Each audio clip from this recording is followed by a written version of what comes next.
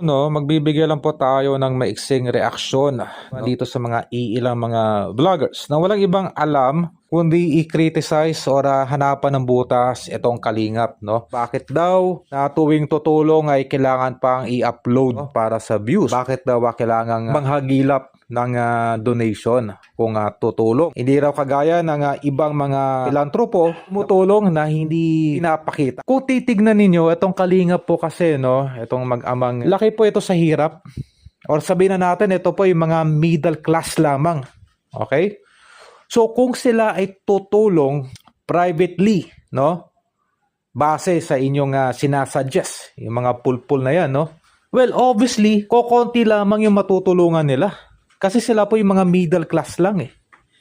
Parang tayo, karamihan sa atin, mga middle class lang. No? So, pwede tayong tumulong privately, pero obviously, konti lang yung matutulungan natin. Kasi ibabase lang po natin yan dun sa ating kita. Okay?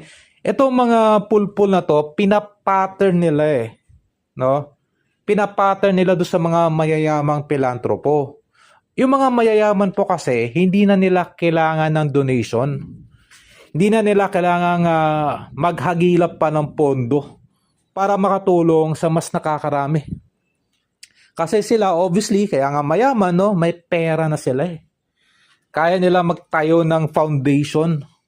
Ang kagandahan, no, dito sa mag-ama, no, dito sa Kalingap, kahit sila ay middle class lamang, no, at yung laki o yung sakop ng mga natutulungan nila ay katumbas na ng mga mayayamang pilantropo. Kumbaga, ginamitan po nila ng action yung pagtulong. Kaya marami pong sumusuporta.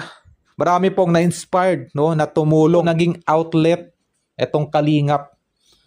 No, para yung mga iba pang mga middle class ay magsama-sama, gumawa ng community sa pamamahala nga, no, ng Kalingap para mas maraming matulungan. Sanib puwersa, kumbaga.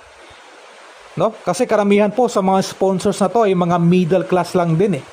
Sama-sama. So yung hindi naintindihan ng mga pulpul na to, na binibigyan nila ng diin, dapat daw i-sekreto at wag nang ipalabas yung pagtulong. Kumbaga crab mentality. Hindi nila matanggap, no, na may mga Filipino, no, na kagaya ng Kalingap. Specifically yung ama, no, yung si Bal, na isang middle class lamang, pero yung paraan niya, gumawa siya ng strategy para mas maraming matulungan. At marami pong na-inspire at tumulong upang maging mas malawak yung kanyang pagtulong in general.